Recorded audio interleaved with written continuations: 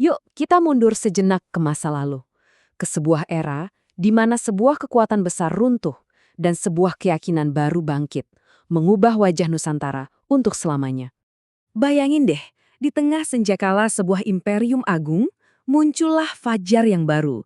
Nah, inilah kisah tentang Kesultanan Demak, kerajaan Islam pertama yang menancapkan benderanya di tanah Jawa. Semuanya berawal di sini, di pesisir utara Pulau Jawa.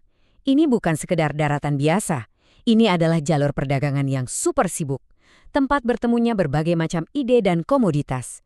Dan tempat inilah yang jadi panggung bagi pergeseran besar. Pergeseran kekuasaan, keyakinan, dan peradaban. Oke, pertanyaannya, kok bisa sih kekuatan baru ini muncul dan langsung jadi dominan? Nah, semuanya itu berawal dari teruntuhnya kekuasaan yang lama. Jadi, Majapahit, kekaisaran yang udah berkuasa ratusan tahun, mulai goyah. Ini nih yang menciptakan ya semacam kekosongan kekuasaan yang gede banget.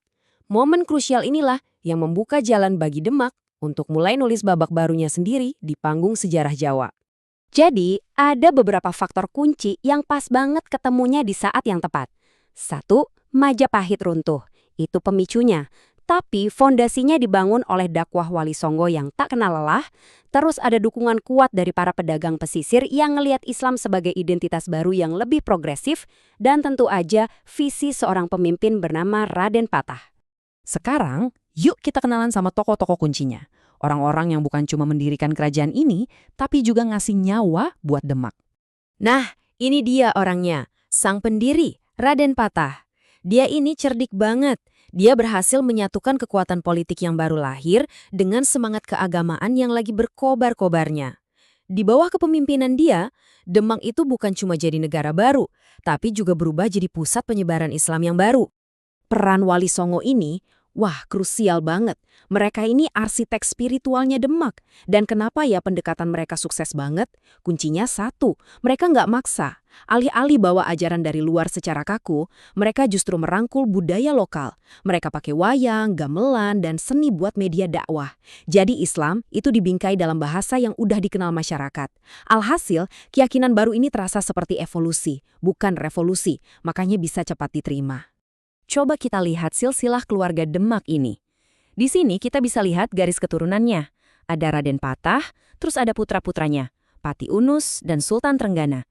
Silsilah ini penting banget loh, karena seperti yang akan kita lihat nanti, hubungan keluarga inilah yang bakal bawa Demak ke puncak kejayaannya, tapi sekaligus juga jadi benih keruntuhannya. Oke, sekarang kita masuk ke era keemasannya Demak. Sebuah masa di mana kekuasaannya tuh bukan cuma di darat, tapi juga meluas jauh melintasi lautan. Ini yang bikin mereka jadi salah satu kekuatan maritim paling disegani di Nusantara saat itu. Tiga penguasa ini bisa dibilang mewakili tiga fase kebesaran Demak. Raden Patah sebagai peletak dasar yang visioner, terus ada Pati Unus, sang pejuang pemberani yang sampai dijuluki Pangeran Sabrang Lor karena keberaniannya menyeberang lautan untuk berperang, dan terakhir Sultan Trenggana, sang arsitek kekaisaran yang membawa Demak ke puncak kekuasaannya. Dan ambisi Demak itu nggak main-main loh, mereka berani nantang kekuatan kolonial Eropa yang baru aja datang, Portugis di Malaka. Kenapa Malaka? Ya karena kalau bisa menguasai Malaka, artinya bisa mengendalikan jalur rempah-rempah yang untungnya luar biasa. Meskipun serangan ini gagal, ini adalah pernyataan tegas ke seluruh dunia bahwa Demak melihat dirinya sebagai pemain besar di panggung maritim kawasan itu. Nah, di bawah Sultan Trenggana inilah Demak benar-benar mencapai puncaknya. Mereka menguasai pelabuhan-pelabuhan penting di sepanjang pesisir utara Jawa, mengendalikan jalur perdagangan rempah-rempah yang vital, dan memperluas pengaruhnya sampai ke Jawa Timur dan Barat. Pokoknya, inilah masa kejayaan Demak. Tapi jangan salah ya, kekuatan Demak itu bukan cuma soal pedang dan kapal.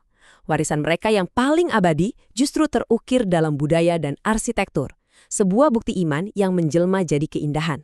Dan inilah jantung spiritual kesultanan, Masjid Agung Demak.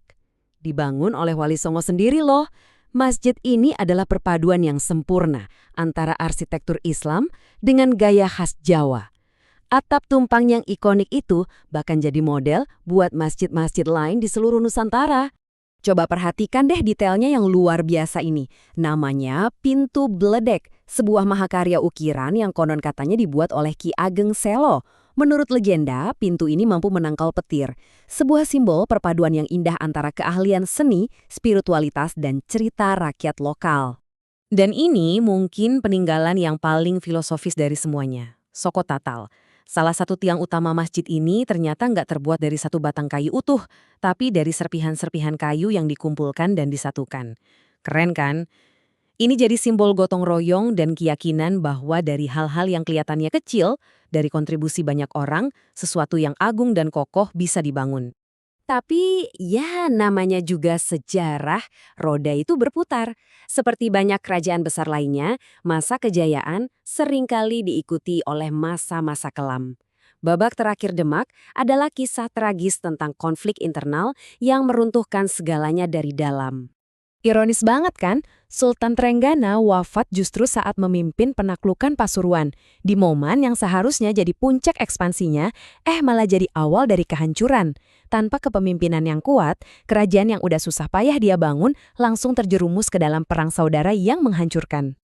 Jadi, langsung deh perebutan tahta pecah. Di satu sisi, ada Arya Penangsang, keponakan Sultan Trenggana yang merasa lebih berhak atas tahta. Di sisi lain, ada Joko Tingkir, menantu sultan yang populer dan didukung para wali senior. Konflik ini memecah belah seluruh elit kerajaan. Pada akhirnya, Joko Tingkir memang menang, tapi kemenangannya itu nggak menyatukan Demak lagi. Justru itu menjadi akhir dari Demak, karena pusat kekuasaan dipindahkan ke Pajang.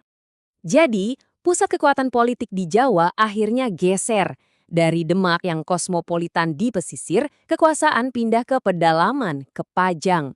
Era Demak sebagai kekuatan utama di Jawa pun berakhir dan sebuah babak baru di bawah kerajaan Pajang dimulai.